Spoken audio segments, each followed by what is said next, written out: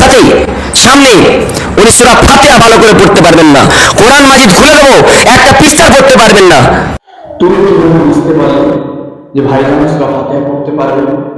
আশিকুর রহমান তিনি বলছেন, আমাদের বক্তব্যের বাচ্চাদের সামনে সূরা ফাতিহা পড়তে পারবে না, কোরআন মাজিদ খুলে দিলে একটা পৃষ্ঠা পড়তে পারবে না। তুমি তাহলে কিভাবে বুঝবে যে ভাইজান কোরআন সূরা ফাতিহা পড়তে পারবে না এবং কোরআনের একটা পৃষ্ঠা পড়তে পারবে না, কোরআন পড়তে পারবে না? কেন? ভাইজান 17 বছর তিনি মাদ্রাসায় পড়াশোনা করেছেন। একজন সাধারণ মানুষ সে শুনে শুনে সূরা ফাতিহা তার মুখস্থ থাকে, সে মুখস্থ করতে পারে। কিন্তু ভাইজান 17 বছর ধরে মাদ্রাসায় পড়াশোনা করেছে, তারা রাস্তাটা কি 17 বছরে সূরা ফাতিহা শিক্ষা দিতে পারে না? আশিকুর রহমান তুমি শোনো, তুমি গাধা বলো, তুমি মূর্খ বলো, অন্য একজন মূর্খ ভেবো না।